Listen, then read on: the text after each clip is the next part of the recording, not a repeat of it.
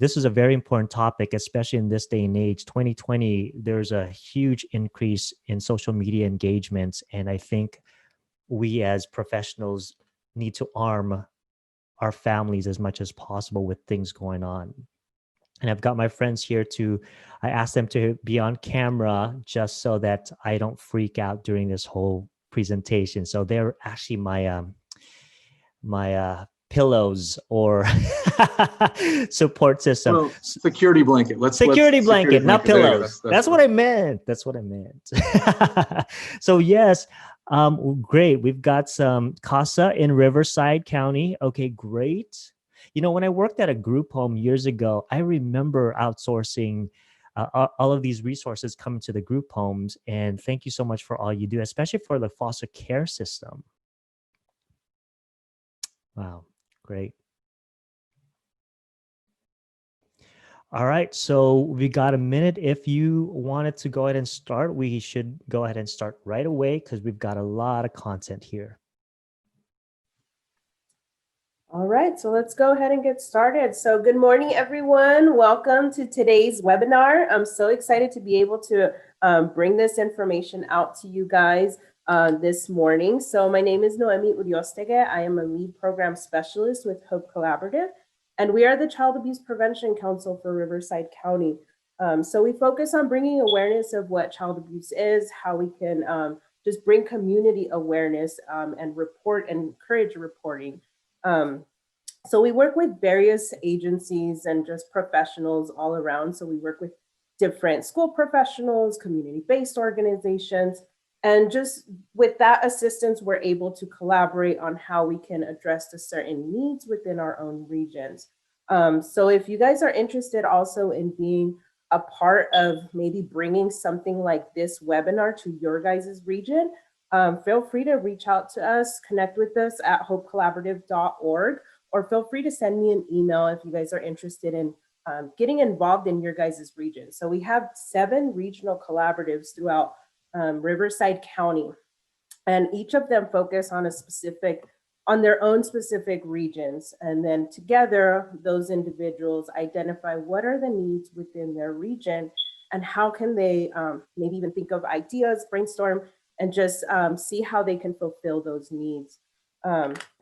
So if you guys would like to get involved, please reach out to us at hopecollaborative.org and then just see how we can work together in addressing those needs. So now, without further ado, we have Ernesto Segismundo, a licensed marriage and family therapist with CAV Therapy, Family Therapy. So go ahead, and Ernesto, take it on now. Thank you so much. But first of all, before we go into it, I want Jeremy and Cassandra to introduce themselves so that people who are joining in are like, who are these people here? So Jeremy, why don't you go ahead and introduce yourself first? Hello, everyone, and good morning. It's December 9th, just to get everybody oriented, right? 10 a.m. Again, my name is Jeremy Stevens. I'm an ERMS coordinator and licensed marriage and family therapist. Just happy to join today's webinar. Looking forward to all the good content as it relates to child abuse prevention, in an online virtual world that we're living in right now. So thanks, Ernesto, for being here, and we're looking forward to the webinar today. Absolutely. Hi, everybody. My name is Cassandra Apple. I'm a behavioral health therapist with Temecula Valley Unified, also a licensed marriage and family therapist. Really excited to be here today too and be Ernesto's security blanket, whatever we have to do. I've had the pleasure of seeing Ernesto present before, and he's super engaging. So I'm really excited that Hope was able to kind of snatch him up for a presentation today. And we will do what we can to help. Thank you. Thank you so much. I also want to add, these are actually 2 of our individuals who attend our District 3 collaborative, which is actually the one of the collaboratives that was able to put this seminar together for you guys. So if you guys are interested in joining and being part of any group like this, feel free to reach out to us so that you guys can also be a part of bringing something like this to your guys' community. So thank you guys so much for being able to assist with this project. Absolutely. I did post the Hope Collaborative website in the chat for everyone. So if you're interested in finding out more about our meetings, which take place on Zoom right now, then check it out. Awesome. Thanks again for all of you who are here. Now, some of the things that I want you guys to, let's do some technical stuff. I want you guys to be muted, but there are times when I'm going to, if you guys have any questions, you can unmute yourself or some comments, and I will let you know where that will be so it's not going to be too messy. The other thing is I want you guys to engage on the chat, and I'm going to have Jeremy, Cassandra, and all of us to monitor that, and they will raise their hand if there's a question or something that I need to answer importantly. So please, please, please engage in the Q&A section, engage in the chat section. We want all of us to be collaborative here. I have some information about social media and where social media is going as far as kids these days. They are savvy. For those of you who know kids nowadays, I learned how to use TikTok with my niece, who's 7 years old.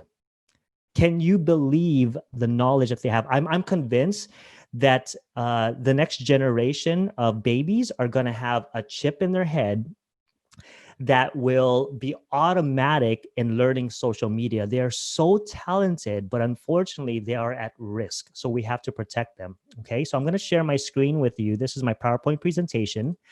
I am going to provide everyone this PowerPoint presentation. So I'll email it to you. And again, I'm seeing all of the chat here, so just go ahead and chat with me. Let me just introduce myself. My name is Ernesto Segismundo. I am a licensed marriage and family therapist, and I do a few things. I am the owner of CAV Family Therapy, and I own a group practice out here in Southern California. We do telehealth. I do trainings as well, too. I am also a videographer specifically for therapists. So I do a lot of social media, video marketing specifically for the mental health community and teaching them how to use videos to promote the mental health and mental wellness for the community. I'm also a continuing education provider for California. And so anytime I do trainings just like this, continuing education would be part of it as well. So I want you guys to, for those of you who are joining in, I want you guys to have your cell phones next to you, okay? We're not going to be using it at this point. I want you guys to have it with you at all time. I also want you guys, as I am talking, to do a couple things. I want you guys to be scrolling through your social media. I want you guys to be this is the first time you may hear a presenter to tell you to have your cell phone next to you and scroll through social media. Okay. So there's a reason to my madness on this. Okay. I want you guys to be scrolling through Instagram. If you have TikTok, scroll through that. And I want you guys to be listening at the same time to this presentation. Okay.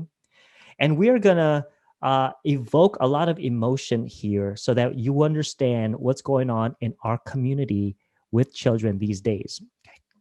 All right, here we go. Here's our objectives. First, we're going to be talking about the correlation between teen adolescent suicide and social media. Unfortunately, there is a lot of research out there that supports the correlation between adolescent suicide and social media use, okay, and the culture these days.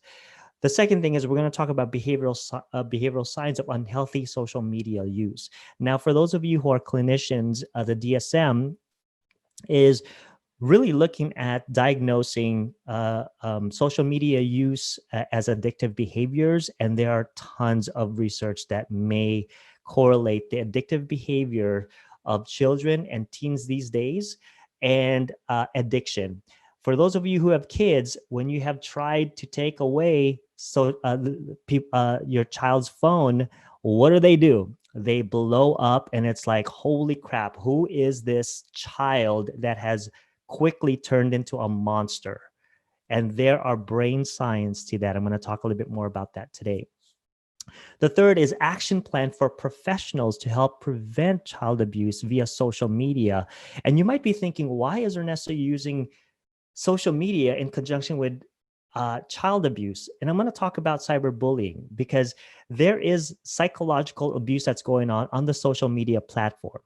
And many of the definitions, the clinical definitions of abuse, child abuse, you kind of have to think, wow, social media does have elements of these psychological, emotional abuse. And we're going to talk a little bit more about that. And we need to have a movement these days that labeling cyberbully as a form of emotional and psychological abuse.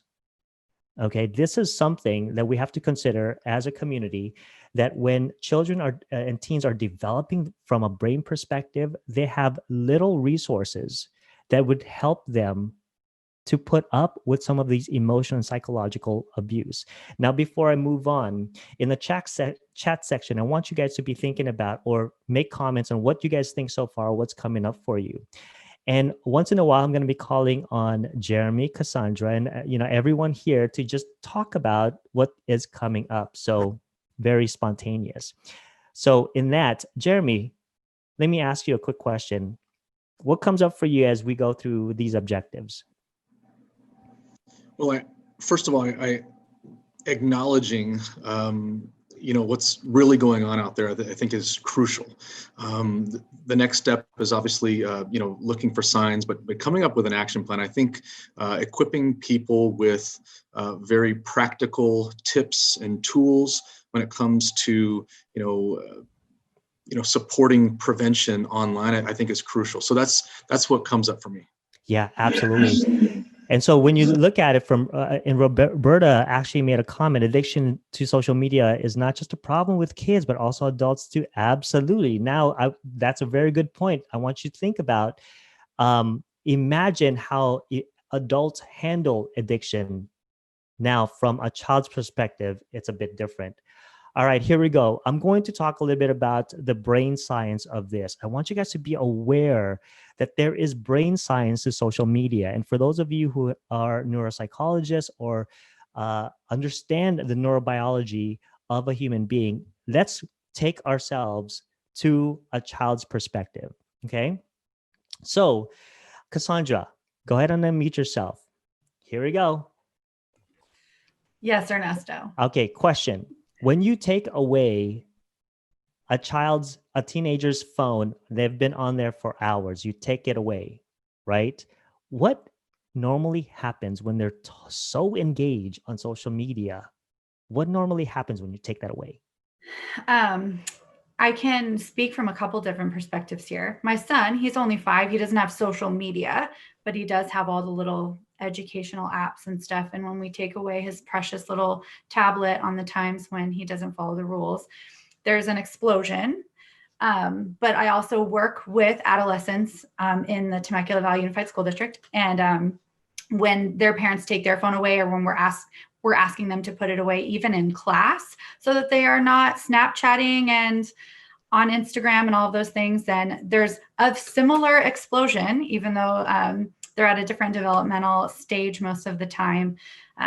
Kids really freak out because there's like an initial, very emotional, like almost primal reaction. I love that primal reaction. Let's go there. That's the key word to this. Now in the comment section, I want you guys to be talking about some of the explosions. So here is where the brain science goes into it. So let's go with the prefrontal cortex. Now with adults, it's fully developed, but teens, this is where the immaturity comes in. It's prone to high risk behaviors.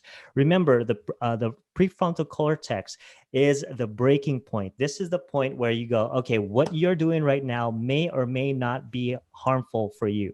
So the prefrontal cortex is where the reasoning happens. This is where it's unfortunately it develops last. Okay, from the prefrontal cortex. So this in the areas where immaturity is, this is prone to high risk. This is where the information of emotion and thought and ideas come in. But this is where it goes, okay, is this on the area of logic? Is this going to harm me? Is this going to do something? So we stop and think there, right? And it's underdeveloped in the teenage world. Imagine any information that goes in through social media. Do you think that information is getting filtered through the prefrontal cortex? Most likely not. because it's underdeveloped. Most likely, the information and resources that comes through the eyes, through the mouth, through the senses are being filtered through the amygdala. Okay, we want to go into that. Now, the amygdala. This, Cassandra, is where you mentioned the impulse, right?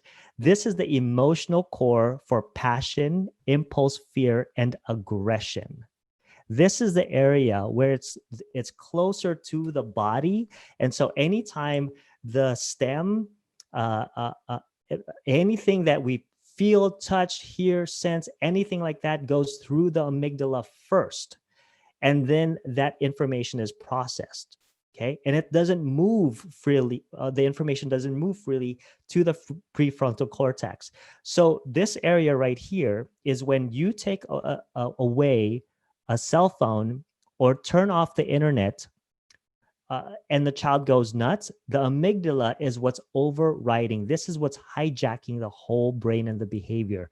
So there is that anxiety prone, if this is underdeveloped and this is overfiring, this is where a lot of the impulses and the aggression comes from. Again, when we have these emotions and anxiety, it needs to go to the prefrontal cortex to be resourced so that we know how to judge the behaviors that comes through. Now, before I move on, Jeremy, is there any comments in the section here where people are engaging? It looks like you guys are really engaging a lot here. Yeah, so good question, Ernesto, and good content as well. There are many statements about they see this in their own teenager. You know, sometimes there's aggression that's attached to it. It feels like there, you know, is addiction. The word addiction is mentioned. It's coming up a lot. Yeah, but not just in students, but in adults as well. That's something that was mentioned also. Right. Wow. Amazing. I'm looking at the comments. Great. Now we want to look at the areas. If you look at the brain here, this is how things are stored, right? Now, for those of people who've experienced bullying, okay, look at the hippocampus area. This is where memory is stored. So imagine this, okay? The amygdala is overfired with information. So let's say they see an image on social media. For all of us this year have experienced some form of cyberbullying. When you post something on social media, someone says something mean to you, or you just post an idea or a thought and someone goes after you and they do all these virtual signaling things, right? And so when that comes up, all of your emotional responses comes up and your body actually remembers it. The hippocampus is a part of the brain that remembers resources and information. And if you have a body reaction to information, you're most likely going to remember that. So let me give an example. A child who's been physically and emotionally abused consistently throughout their childhood, the amygdala becomes the point where they experience that response, that resource, or that experience. And then the hippocampus is where that information is stored. So as the child grows to an adult, a teenager or an adult, that adult will remember that information from childhood. You see this from the book, The Body Keeps Score. Okay. Sometimes when you walk into a room, you don't even know what's happening to your body. You just have a reaction, not knowing that you've probably experienced an abuse there. Let me give an example. When I went home, so I grew up in Hawaii and on the island of Kauai, and I was somewhat bullied at my middle school.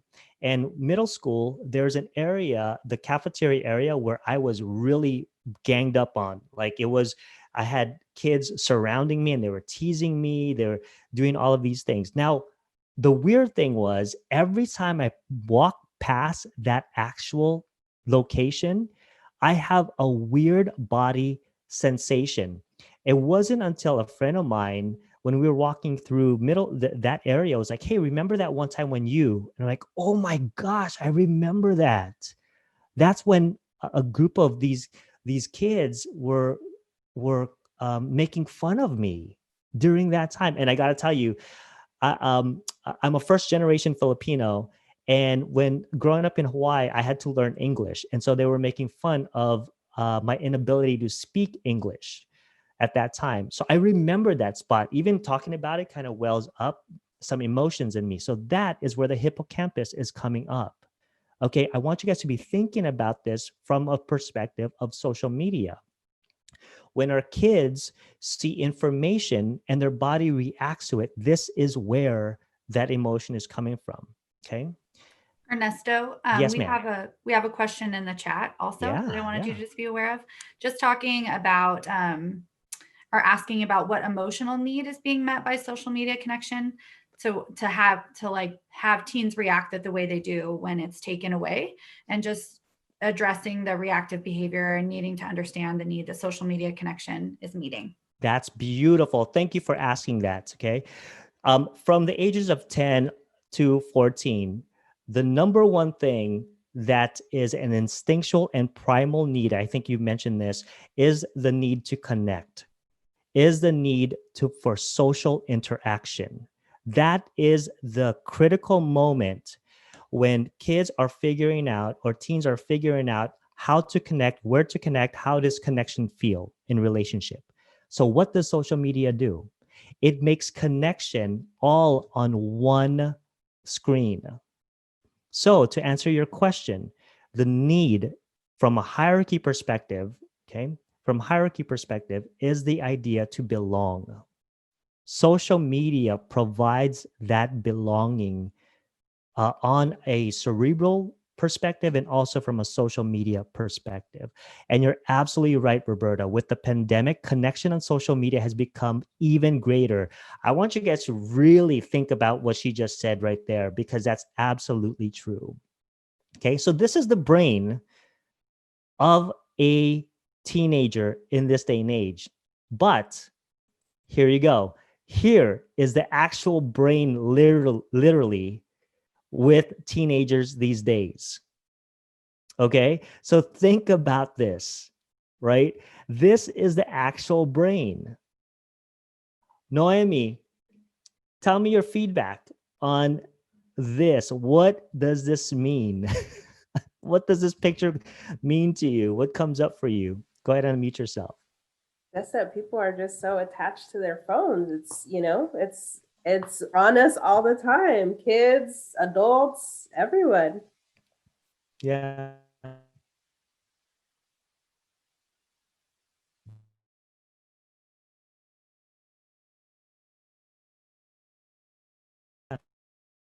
Oh, are you there, Jeremy? Looks like we had some technical difficulties there. What was the question? Sorry. Yeah, no problem. The question was, what comes up for you when you see this camera or this phone in the brain? Well, a lot comes up for me, and it goes back to one of the questions that was in the chat regarding healthy versus unhealthy boundaries when it comes to social media and internet use. We're connected to our phones 24/7. I mean, let's face it, for work, for our personal life, and certainly, if we want to stay connected to maybe friends that are out of state or out of the country, social media is a great way to do that. But clearly, people, including myself, we've got to have it somewhat regulated and have some boundaries so that it does not become an unhealthy attachment or a place where we get those needs fulfilled in an unhealthy way, if that makes sense. Yeah, absolutely. Okay, so when you think about it from this perspective, this is what you are up against as a parent or an educator in this day and age. Okay, technology use has become so bad in stealing our attention away. Okay, and it's really become a way to disconnect in this day and age. Okay. So here are some studies that I want you guys to really be thinking about. In several recent studies, teenage and young adult users who spend the most time on Instagram, Facebook, and other platforms were shown to have a substantially higher rate of reported depression in those who spent the least.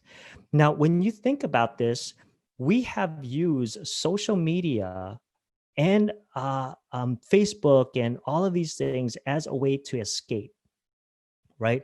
We have, although we can't ignore the technology that's happening now in this day and age, we can't ignore as well the value that technology and Facebook and Instagram has brought into our lives. And yet, it has promoted some sort of a disconnection. And as we are going through our presentation, I want you guys to be thinking about how we as a community of professionals can help re-engage the community, parents, families, while respecting the power of social media. I am on TikTok, I am on Instagram, I'm on Facebook, and that's what I use to connect with people. But I also understand the need for human connection. And during this time of the pandemic, we are starving for that one-on-one relationship. You know, one of my clients a couple weeks ago was like, should I shake your hand? What do I do? I mean, just the fact that he's asking me this, it just shows that one, we are all, this is such a weird time in our lives now. And two, there is a need to connect. Jeremy? Yes, thanks, Ernesto. And so I was wondering if that brain image scan was actually your brain image scan with the cell phone connected, since you're so attached to social media. I wasn't sure if that was the case or not, but you can disclose that later if you'd like. But we did have a couple of comments in the chat that I think just reflect what we're going through in 2020, which is, school districts, by and large have gone to distance learning, and so there's that connection to technology, and so. Wow. Now looking at, how do we limit that, or just sending messages to students. And we know that in children and adolescents overall, we want to send consistent messages, but the challenge is, they're getting on for their education at this point. And so it's challenging. And so I don't know if you can speak to that at all, but certainly ups their usage. And I know that the American Medical Association has consistently said, 2 hours or less a day is what's kind of, recommended tech time or TV time out there. But it's really challenging in this current environment. Yeah, the first thing I'm going to say, thank you so much for that, Jeremy. The first thing I'm going to say is, one, let's have grace for all of us, right? We have never been in a situation, at least from what I know of, been in this situation in my lifetime. And so for all of you who are counselors, for those of you who are teachers, educators, my heart literally goes out for you, because I'm hearing some of the clients that we have provided services for, and who are educators, who are teachers, and the level of stress, the level of angst that they experience is just over the top. And so to answer your question, Jeremy, I think the idea of, one, connecting in this day and age, let's just have grace for each other, because we are walking along the lines. One of the things that I'm seeing a lot is the lack of perfectionism, that we have to do everything a certain way. So for instance, we have to, for the purpose of safety, have to teach our students via online, right? At some point, there are ways to connect on Zoom now. Families can take some time, maybe an hour a day, to play board games, to just turn off, to have a ritual where between 6 or 7. I know this is kind of like cookie cutter stuff, but maybe we can inspire our families, our parents, to say, look, during this time, let's play some video games, or board games, or let's do some cooking together. Things like that, right? Now, again, it's hard, because many parents are also at a place where they're so tired. There's the pandemic fatigue, right, that we all experience at this point. Okay. Here's another study, 2017 study, over 500,000 students, grade 8 to 12, found that the number of exhibiting high levels of depressive symptoms increased by 33%. Okay. Now, this is a very old statistic, but imagine what's happening now in this day and age. Okay. It increased. Smartphones were introduced in 2007. By 2015, 92% of teens and young adults own a smartphone. You know, I've got my nieces and nephews who has the new iPhone 12.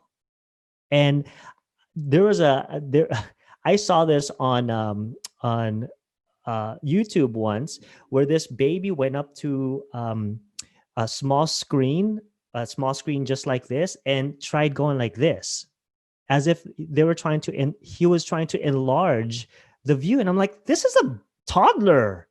How in the world did this toddler do this? And they were like, what are you doing? I was like, I guess he was trying to enlarge it. He learned by an adult. Cassandra, what's your thoughts on that? It's such an odd time. I mean, I have a son who's in kindergarten, and he knows how to get onto his own thing. He knows how to get onto a Zoom classroom, submit all of his assignments. He knows how to do all of that independently, which I don't know that he would know how to do if it weren't for the pandemic. But kids are getting younger and younger, especially with the current climate. Yeah. It is wild though. And there are people saying in the chat, just commenting that kids need actual physical connection, and even Zoom is exhausting, is not meeting their needs. And I have seen that absolutely. In the program I oversee, especially, I have found out we are back in small cohorts in person, and I'm finally able to do, with all the safety precautions, of course, some in-person sessions, and realizing how much I missed when I was conducting virtual sessions over this pandemic, because it's draining to kids, some kids, rather than fulfilling. Wow. So. Thank you so much for that. Now, here is a definition, and this is where I'm going to connect cyberbullying. Okay. In this day and age, one of the things that we have to understand is the definitions that we've all been taught as professionals. Child abuse refers to any emotional, sexual, or physical mistreatment of or neglect by an adult in a role of responsibility towards someone who is under 18 years of age. It refers to any kind of action or failure to act that results in harm or possible harm for a child. Now, in the next slide, what I want you guys, I'm going to warn all of you, okay? I'm going to engage the people here, and I want you guys to be in the comment section, but I'm going to actually show you in the next couple slides here, we're going to have some experiential approach. I want you to be aware of what goes on internally for you. What comes up for you on an emotional level, psychological level, and also where the sensations in your body is being stored, okay? Because this is something very important to understand how severe this is. All right, so what we're gonna do is define cyberbullying.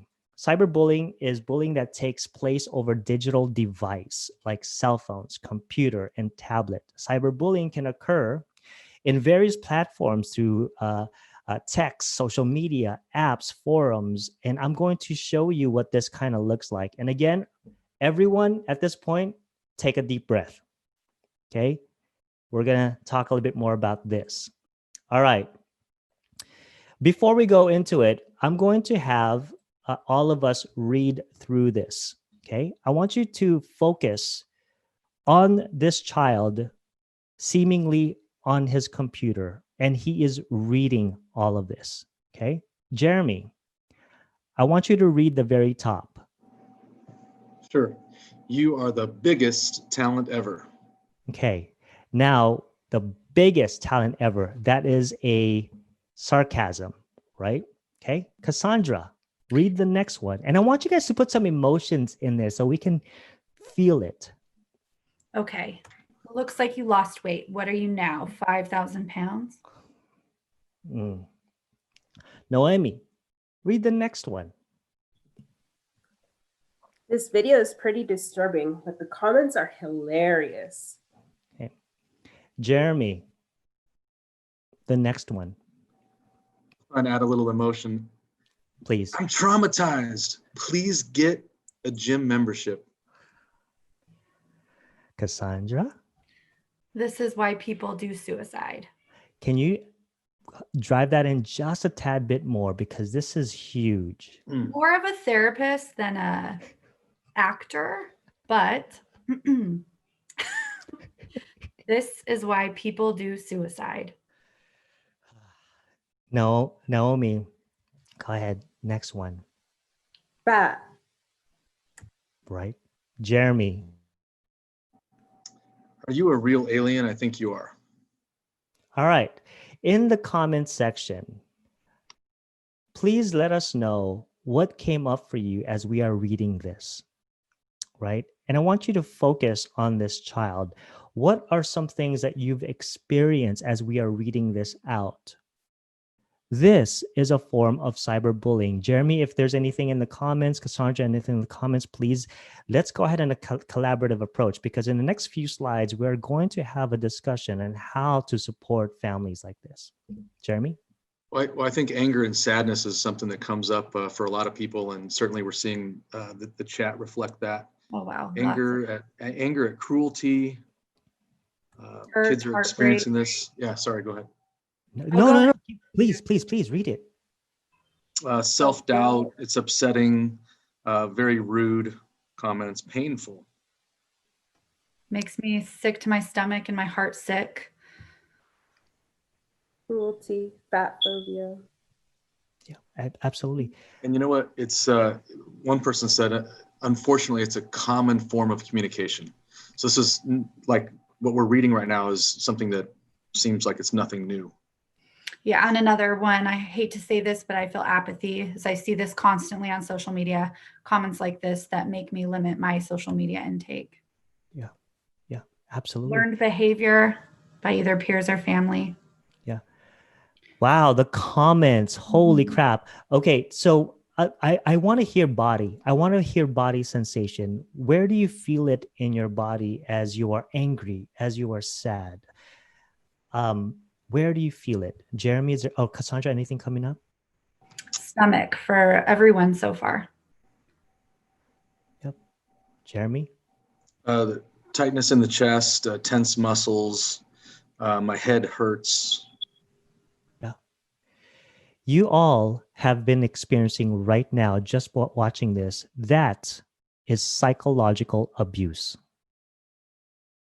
You are all getting activated right now.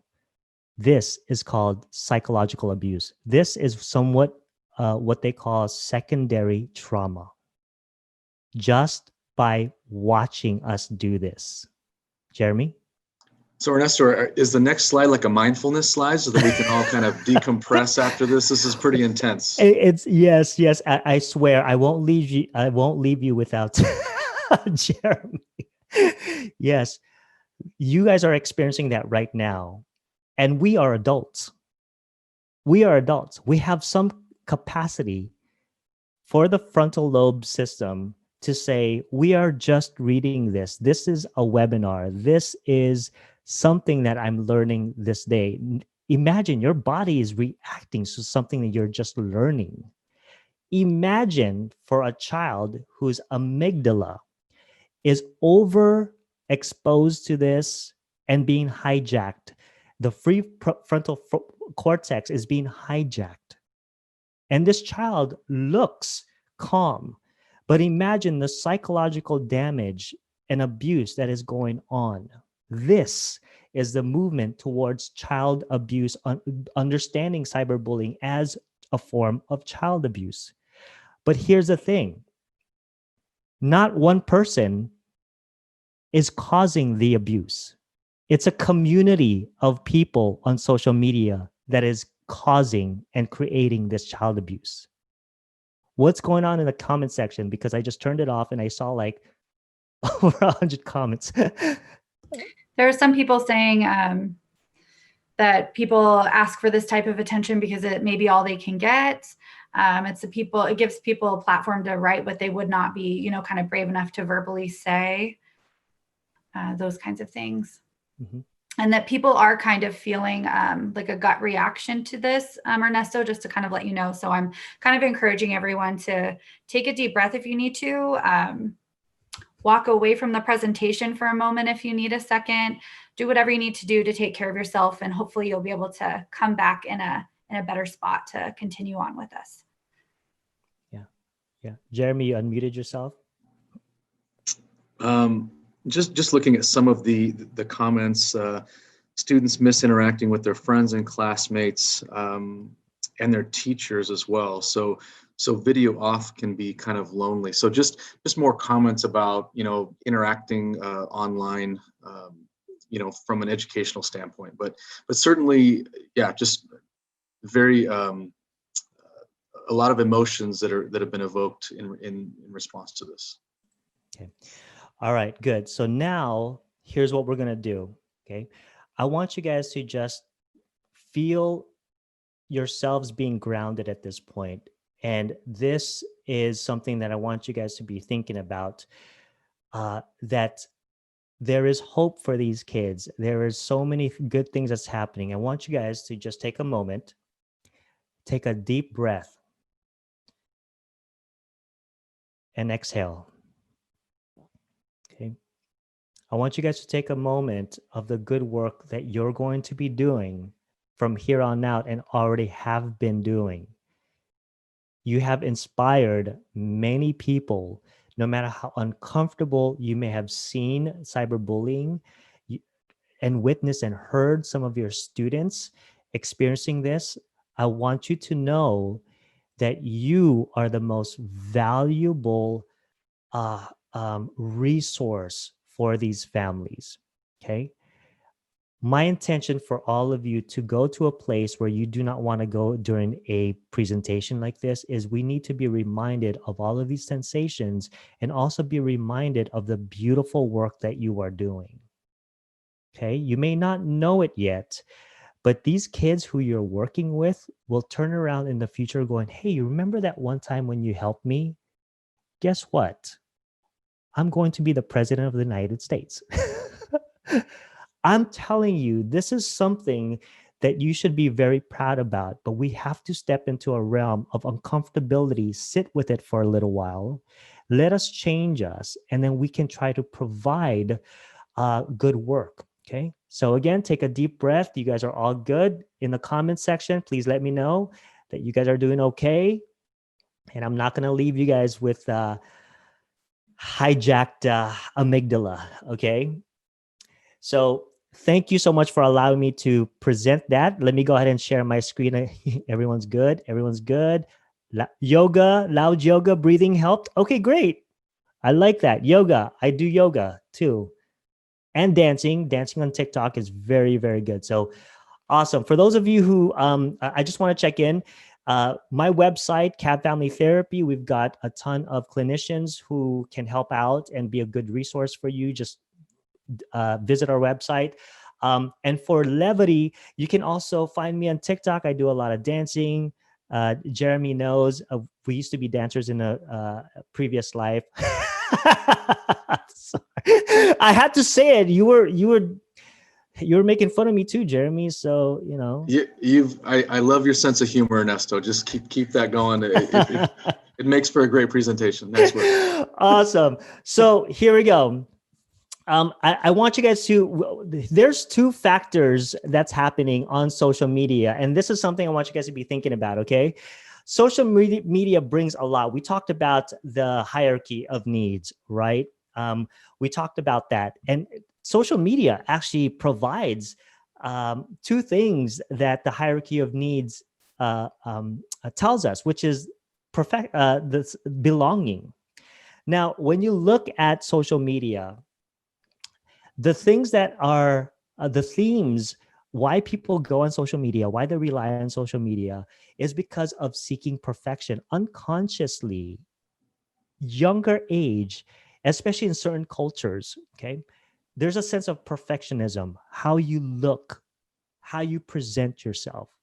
Growing up in the Filipino culture, okay, I was told, make sure you comb your hair, you make sure you look like this, and they make comments about your weight. And for those of you who know the Filipino culture, when you meet a Filipino family member, guess what is the first thing that they make comments on is your weight. That is our culture. And for those of you who are Filipinos here or who knows Filipinos, you can say it. That's a stereotype of the Filipino culture. You meet someone who's another Filipino, the first thing they look at is your appearance. And unfortunately, that's going on social media. And when kids now are presented with certain types of filters and how to make your selfies, which, by the way, I've used many times. I know a lot of the apps to use. So if you need any suggestions on an app that's why I take perfect selfies, like for real. Like you go on my social media, right, Cassandra? They're good. Very nice selfies. Oh my goodness. Thank you for letting me be an idiot right now. All right. So seeking perfection. And here's the other thing, what social media does, the idea of FOMO. Okay. Fear of missing out of things. You see people posting, you never see people posting the hardships that they go through in life, right? They always have the makeup. They always have the nice houses in the background. They have all of these things. But in general, there is another side to their story, their narrative, right?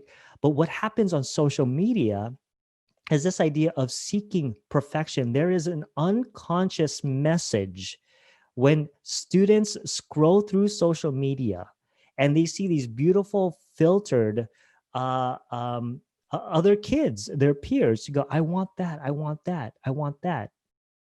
And there's a message of that perfection. So two significant dilemmas about social media. The idea of comparison. As adults, we go through social media and we also see that for those of you entrepreneurs and business owners, you see this a lot. Why don't I have that lifestyle?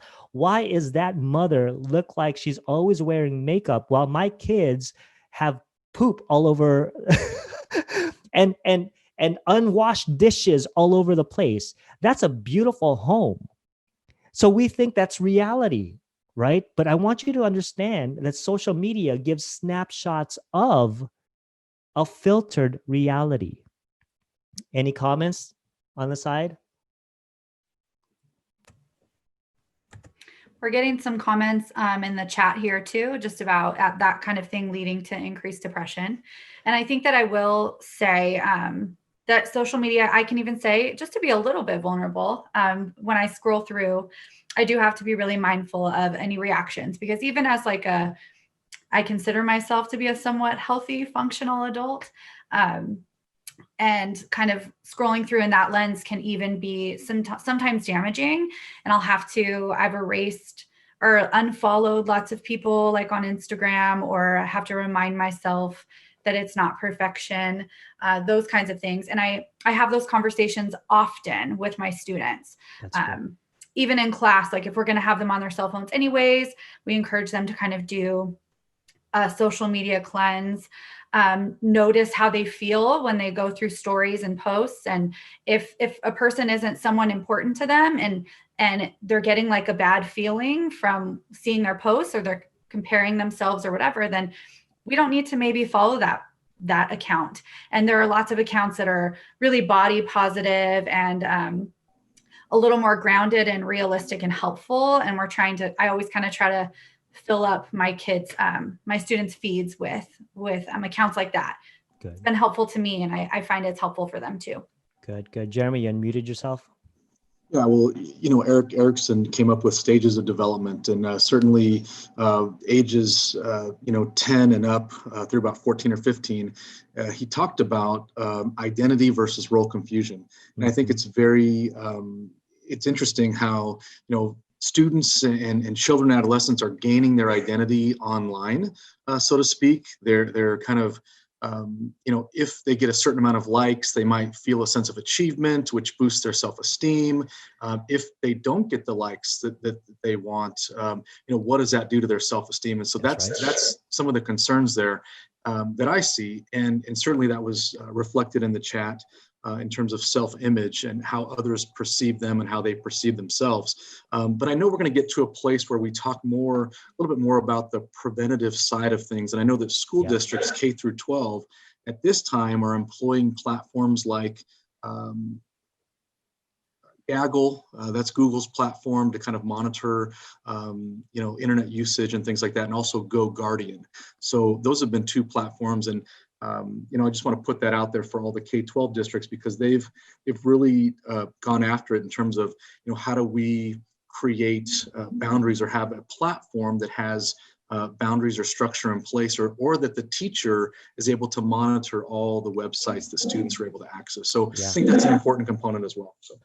Awesome. So I'm going to share my screen with all of you. And again, I'm going to preface this. I went on Instagram and I want to show you some photos, and I'm just going to scroll them through them a little bit. And again, to preface this, I want you to take a deep breath, and it's going to bring up some things for you, especially for all of you who have children. Okay, here we go. And then please chat in the comments section. The beauty of technology is that I can share my screen. Here we go. All right, are you guys ready? Can all of you guys see my, oops, sorry. Let me just go back again. Can you guys see my social media screen here? Okay, here we go. Do you see this? This is on Instagram. Okay. What's coming up for all of you as you are seeing this? Cassandra?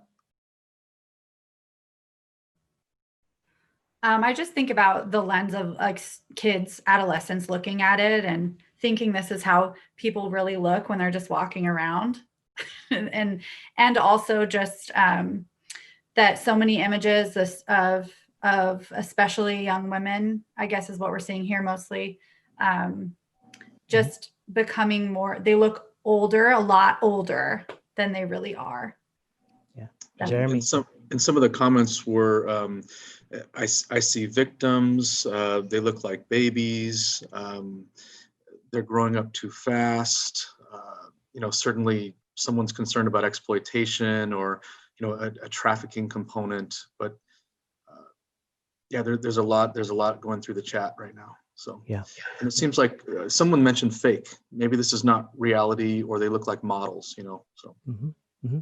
So remember, some of the things that's coming up, be aware of this. Imagine this is the message that is being sent to kids these days. Here's the message. You guys ready? If you have a pen and paper, write it down. If you can remember this, here's the message. You, child, teenager, you are not enough. I'm going to repeat that. Here's the message as you go scroll through this. You, teenager, name, enough. You are not enough. The only way that you are going to be enough is that you need to look like these kids. Sit with that just for a moment, okay? This is the unconscious message that is being said to our teens this day and age. And for those of you who are an adult and struggle with feeling like you are not enough, imagine for a child who's growing up with messages like this. Okay, once again, everyone take a deep breath, maybe a yoga pose. Okay, you guys are all fine. Okay, so here's the next slide that we want to talk about. Okay, let's do this in the chat. I'm going to take a break from the next few slides here because now we're going to go into the now what, how to, what do we do as a community? So here's a discussion, folks. Let's chat. In the comments section, let's do this. Let's talk about this. I'm not just here telling everyone how we should do this. Okay. How can you support parents in preventing online child abuse? And remember, we talked about cyberbullying, all of those things. What's coming up? What are some of the comments here? Let's pause for a moment. Jeremy? Yeah, we'll pause for a moment, but educate and share this information with parents, something that someone mentioned. I just noticed also it's so subtle. The cyber abuse seems to be so subtle. But looking at parent apps to oversee activity, clearly education is what people are going to, psychoeducation. Mhm. Discuss what's real and what's fantasy. That's right. Be a little more transparent with children. Yeah. Cassandra, you had something? Kind of along the same lines as everyone's saying in the chat, just educating parents, I think, is a really big deal, and educating kids as well. But those apps that they have are pretty awesome these days, that can oversee your kids' social media and make sure that you're seeing what they're posting and all of that. I know it's tricky because kids have like 2 Instagram accounts these days, ones that their parents know about and one that their parents don't know about. That's right.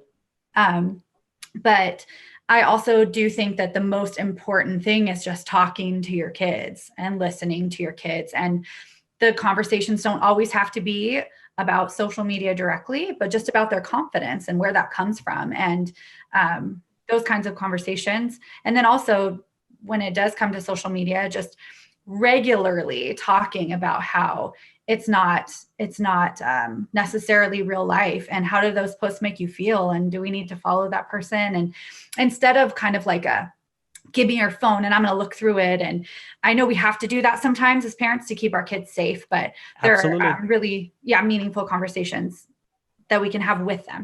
Absolutely. Jeremy? Yeah. There's a couple of resources kind of flying through the chat box, which I think is very helpful. And someone made a comment, it was very good. You know, when it comes to this type of preventing online child abuse, it was noted that it's not about privacy at this point. It's about safety and well-being of students and children. So that, I think, is a key distinction that can be made. And then someone mentioned the word monitoring. I think that's huge when it comes to the role that parents can play in all this. And then there's a reference to Million Kids organization, Opal Singleton.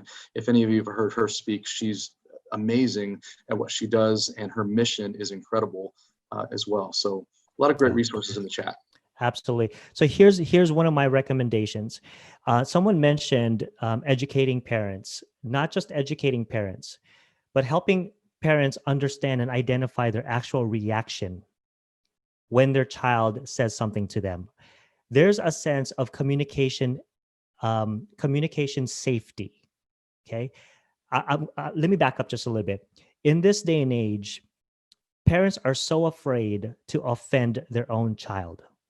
They're so afraid to mess up their own child from an emotional, psychological perspective that they don't communicate to their kids.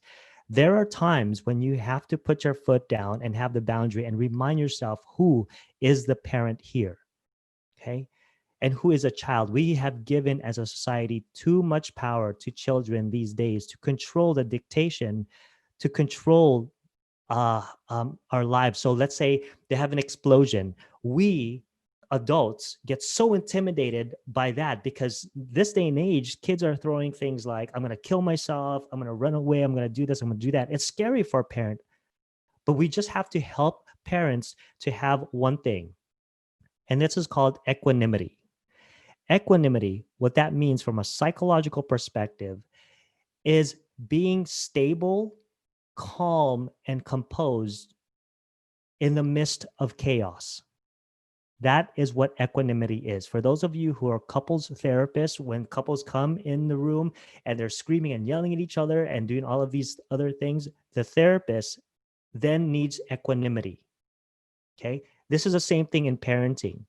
When a child comes to you with a triggering and anxiety-provoking information, there are times when the parents have so much emotion involved in that information that they explode and they get dramatic and how could you? Why were you? And guess what? The prefrontal lobe of a teenager is not developed. The amygdala is being fired over and over again as the parent's reaction to the information given to the child. And then we expect the child to say, communicate with me. How in the world would you want a child to communicate with you when you're overly dramatic?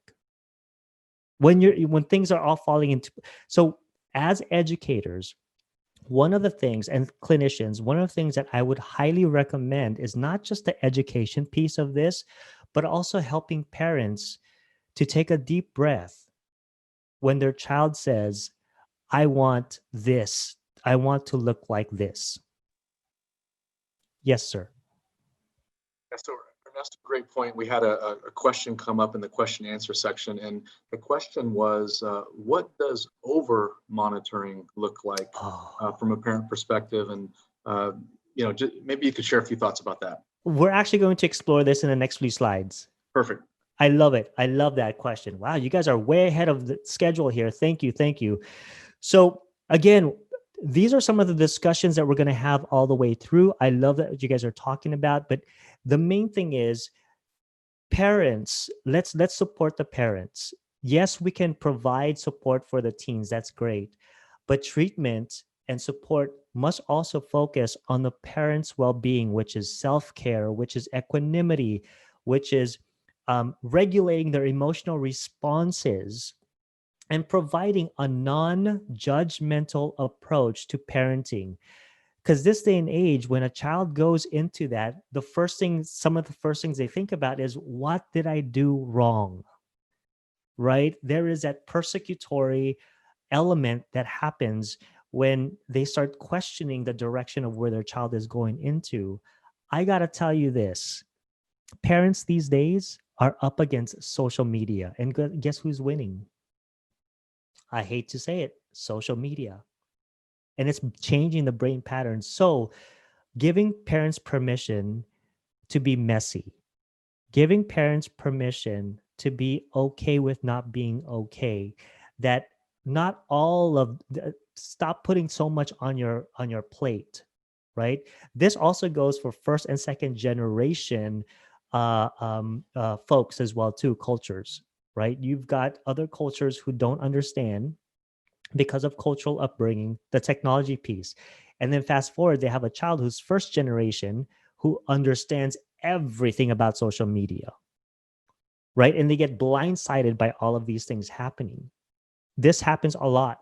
So again, just providing that emotional and psychological support for parents and giving them permission to be messy, and also communicating and asking them questions on how they can address this based on their family. Okay, good. May I move on? Are we as far as the discussion, Jeremy? Okay, good. All right, here we go. Here are 3 signs to look at, and here is where we can look at as a community 3 signs social media behavior is unhealthy. Okay, one is the frequent use. Now I took this from possible DSM, looking at the DSM diagnosis manual, that they are at the verge of using social media addiction on there. But here are some of the 3 ways that you can look at assessing or looking at how social media can affect bad behavior or unhealthy behavior use. One is frequency. I mean, need I say more? Jeremy, I think you mentioned 2 hours. There's a certain time frame, I think, social media use. Yeah, that's what the American Medical Association recommends, is 2 hours or less in terms of tech time or TV time. Got it. Okay. So if you notice, how many of you walk around with your cell phone even in the bathroom? Don't raise your hand. I know that Jeremy always have his cell phone in the bathroom no matter what he's doing. All right, let me back. But think about it, right? Some people even sleep next to their cell phones, right? We panic when cell phone is not around. So imagine a child walking. How many of you guys have experienced during Thanksgiving and gathering, right? Where in the corner you have the child and everyone's having their Thanksgiving meal or whatever, and they're on their social media. That is my pet peeve. Okay. I know we couldn't gather this year for Thanksgiving, but in the Filipino and Hawaiian culture, family is a big thing. We have huge gathering. And when I see my nieces and nephews in a corner doing Snapchat or Instagram, heck no. Give me that cell phone and you are going to engage. And they know every time they come to Uncle Ernesto's house, you are going to put your cell phone away. That's the bottom line. I don't care if you use that as escapism or I'm a therapist. I know that you can handle engaging with people for just an hour or two. So I'm sorry, I just relived my childhood there. Sorry. So frequency. Now here's the other thing, function. What in the world does this mean? Function. Basically, social media is used to right? But there are certain functions that kids use these days for social media, which is to compare themselves, to see what is the new trend, how to look, how to dress, how to say things. Are they looking for ways to communicate? What is the function? Are they using it to avoid conversation with their families? Are they avoiding connection from their family? What's the function? So these are some of the things that you can use to understand and ask questions like, tell me about social media. Tell me what the attraction is for social media for you. And then just wait until you have that. Go ahead, Cassandra. Yeah, that's an important note just because there is a flip side. And I do have some students who land on that other side of like during this pandemic. And it's been relatively, safe online communication has really been their only source of connection. And so I think that's important to keep in mind too, that sometimes when we take away a cell phone, unfortunately, the way things are, we're taking away their entire social support system. So true. Sometimes.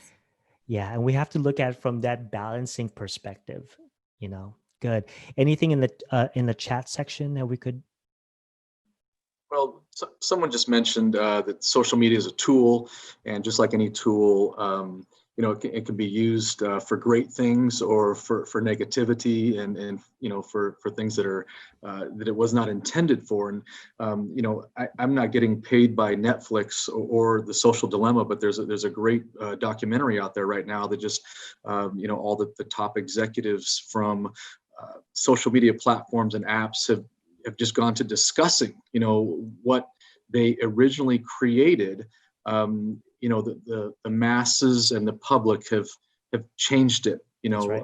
So that's an interesting thing to consider.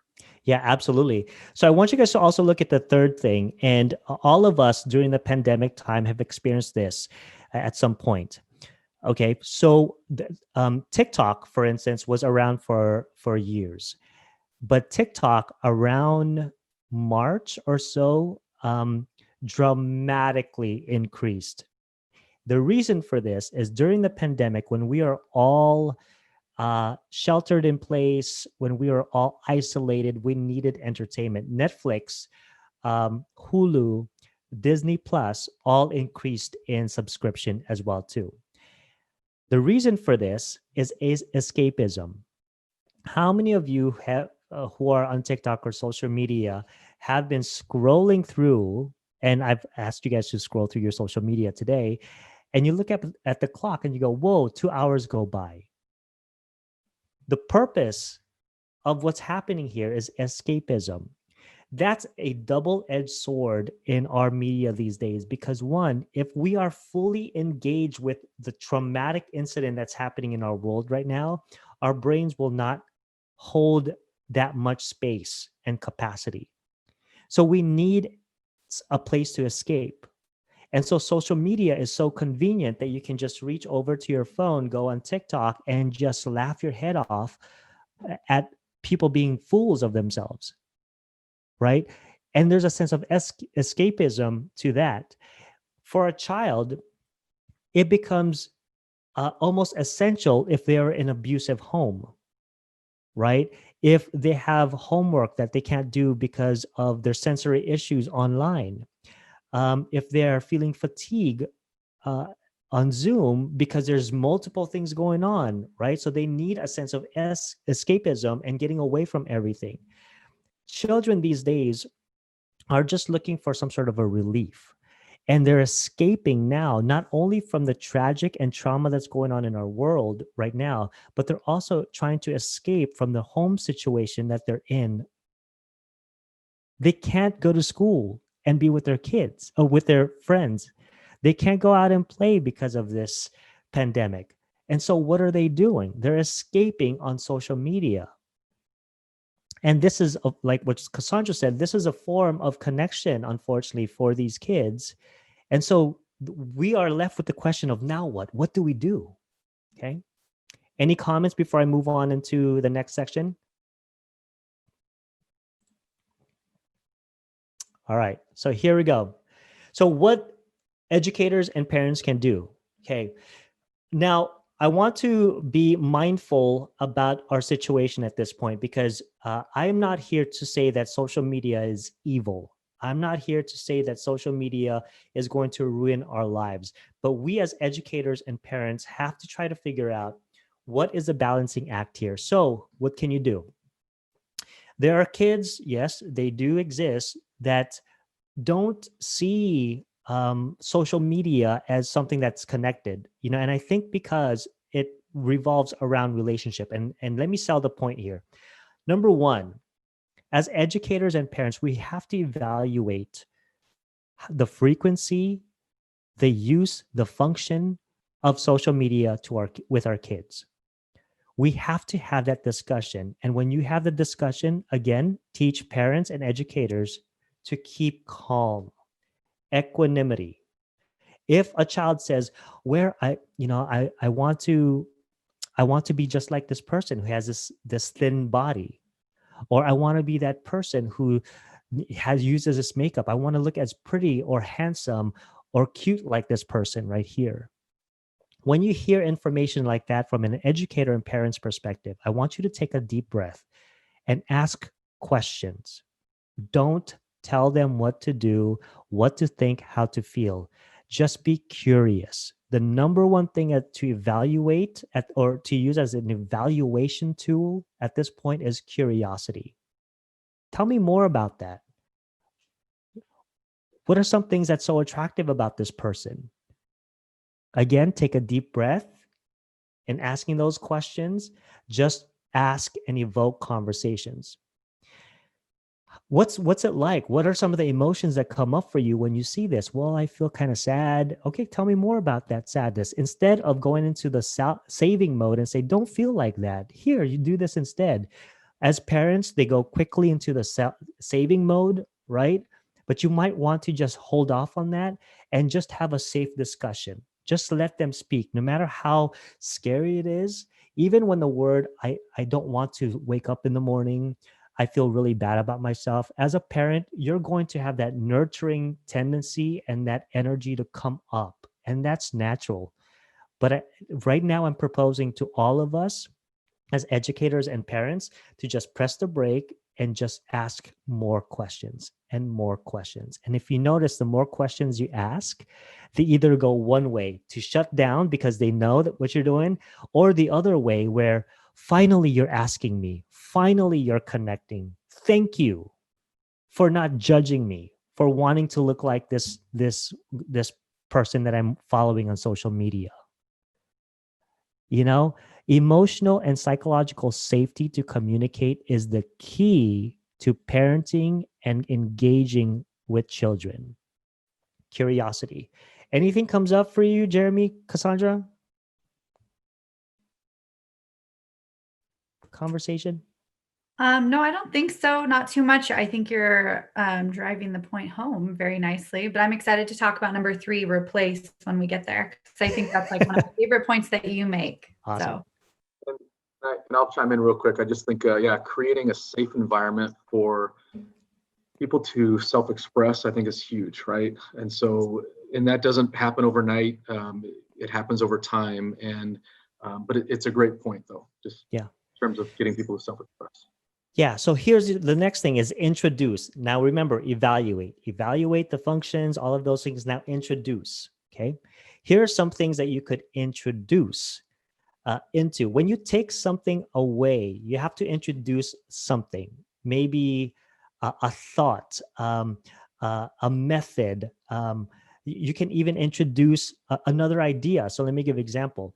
If a child says, well, I want to look like this person right here, instead of judging that person and go, wow, no, that's not you. You're not going to look that thin. That's like another jab, right? No, that's not you. Instead of saying that, again, when you invalidate a child, their walls will go up. That's a natural thing. When you invalidate them, so introduce something like, yeah, that person looks really cute. So introduce something. Is there another way how about you? How can you look cute on your own? How can you feel comfortable for your looking like yourself? What are things tell me about some things that you want to look for yourself? Not so much that person. That person is cute. Don't get me wrong. But how about you? Let's talk about you. Point it back to them, because now what they're trying to do is they're trying to mold themselves to an external stimulus or an object. What you want them to do is to increase their self-awareness, and you can do this as a teenager, with teenagers, introduce the self, because they've took the focus off themselves and they went to another outside resource. So what you want to do is you want to go, hey, you're cute too. Tell me about, how do you want to look on your own? How do you want to be an individual? That person looks very confident, and I'm pretty sure you can get confident too. So tell me more about how you could look confident as well too. So now you're introducing the concept that they're projecting onto this individual, this stimulus, this object. You're taking all of that elements that they love and cherish and want to replicate. Now you're bringing that into them, which is a different version, their true version, right? So you want to do that as much as possible. And just again, it's creating a safety. And many clinicians are trained to do this. And you can actually train parents to think like this. It's difficult, but it's possible. Okay. All right, here we go. May I move on? Yep. Let's go into replacement. All right, here we go. Remember I talked about, I think, Jeremy, you mentioned Erikson's development stage, and then also you've got the hierarchy of needs. Now, remember, the hierarchy of needs between the ages of 10 all the way up to teenagers, the teenagers years, is all about relationships. So the third piece on what we can do as educators and parents is to replace what you're taking away or what you're up against with relationships and connection. Okay, I'm going to speak slow on this because this is what we miss. Social media is great in connecting, but for some reason, it has made us more disconnected from relationships and our loved ones. So when you take away social media, or you put your children on time out from using their cell phone, their smartphone, their iPads, all of those things, do not leave them alone to figure out what to do now. You have to introduce something into what you've taken away, or in place of what you've taken away. You see this a lot. Hey, you didn't clean your room. Give me if you see this kid right now, you've got the kid staring at her cell phone. You know what she's staring at? She's staring at her social life. She's staring at her social relationships. Okay, that's what she's staring at. That's what she's grieving. That's a grief moment right there, that picture that you're seeing. Okay, and you're seeing the kids on the bottom here, the teenagers on the bottom. They're all sitting next to each other and they have their cell phones on and they're looking at their cell phones. Okay, again, encourage parents to replace with relationships. Anything comes up for you, Cassandra? I just think that's a really great concept. I think that we so often are like, that's it, no more cell phone. You need to figure out something else to do. But it becomes a lot more important to figure out, to when they put their phone down, like when we're able to, right? Hopefully we can kind of be standing there offering something for them as a replacement. I think it's a really important point. Yeah. And I got to be honest and open and honest about this. I make it sound so damn easy, right? Replace it with relationships, right? I know this is going to be difficult, but this is actually a movement that we can go into to go back to what we were meant to have, which is relationship, Jeremy, Yeah, I just wanted to mention a great resource that's out there called Charting Pathways, and this was developed through the LA Diagnostic Center and Pent Cadre, and great presenters, Margot Johnson and Martin Miramontes. They come up with just a great way of finding functionally equivalent replacement behaviors, and I think this is a great place to kind of introduce this concept. And educators are very well aware of this process because, we're constantly looking at, how do we, look at the undesired behavior or the behavior that's causing, discipline or consequences in the school setting, and replacing that with the desired behavior, and then adding a reinforcement strategy and schedule to that system. So I just want to kind of throw that out there for all the educators and kind of connect with these FERBs, as we call them, FERBs. Yeah. So for those of you who are joining in or who's joining in now, in the comment section, if you work with, in your own practice, if you work with parents and teenagers, please put your website. This is a time to really come together as a collaborative community. If you are interested in collaborating with other like professionals, this is a time to do this as a collective community. With what this program, Hope Collaborative, is doing, we are trying as much as possible to connect all of the professionals. So please put your website there. I know that I put my website there, but let's just be a community because our parents are going to need this. Okay, so I want to end with this. So if you need any counseling support for you educators, please visit our website at CAP Family Therapy. Here are some text that you can give your families. Crisis counselors 24/7. You've got the National Suicide Prevention Lifeline. These are some things that we have to be open and honest about. Unfortunately, in this day and age, I don't know if you guys seen the research, but there is a increase in suicide in teens during 2020, and it's not being talked about on media.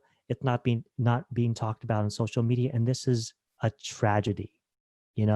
So we have to really be thinking about how we can provide services for these individuals. And thank you for letting me share some of the things that I've learned and some of the things that I've seen on social media.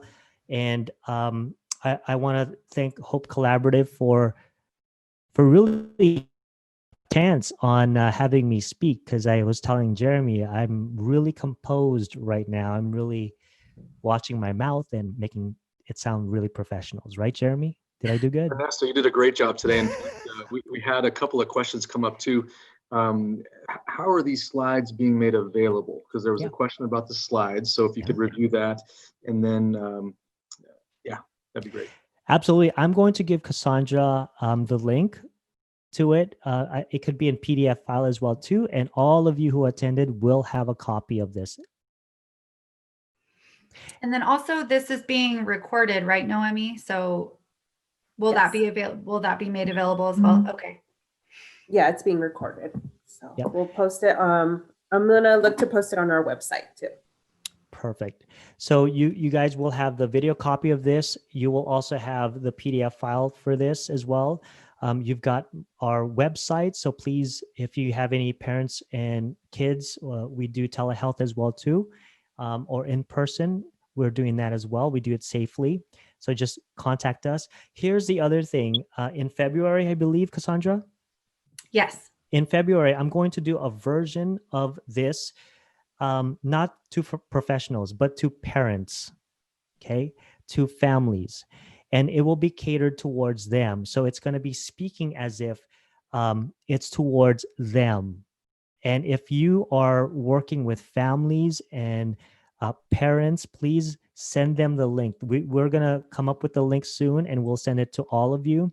But share it across social media, because I will be, and that will be a bit more emotional in nature, and I will take care of the people who are going to attend. If you guys got really stressed out today by listening to this, I'm going to make sure that I take care of those that attend from the people that you've referred. Okay.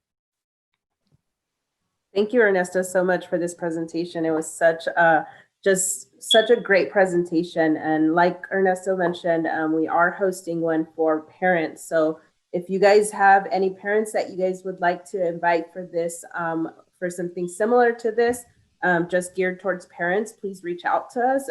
Stay connected with us. Follow us on social media. So we'll be posting the links on there too. So hopecollaborative.org is our website, and then you can find our other social media platforms through there as well. So we'll look to hopefully host our parent webinar in February. So keep a lookout for that one too. Yeah, I think we are out, and thank you. Reach out to me. You guys will have my email address. And Cassandra, thank you. Jeremy, thank you. Naomi, thank you so much. Yes, you're going to say something? I know you. Go ahead and unmute so yourself. much, Ernesto. That was great. Thank you. You want to just say goodbye to everybody who attended, because you guys are invited me. Yeah, we saw a lot of great, chats there saying great presentation. Thank you so much, Ernesto, for your expertise. And they're looking forward to the parent one as well. So it sounds like they'll certainly be sharing the info with a lot of the parents that they work with. So again, Ernesto, thank you so much. Incredible job today. We appreciate your professionalism, expertise, and of course, all the information on social media. That was kind of hard to believe, Jeremy, that you said professional. Did I really come across professional? There goes my brand. Okay. Thank you, All everyone. right. Thank you, everyone. Thank you. Aloha, everyone. Thank you. Bye-bye. Bye. Thank you, everyone. Bye-bye.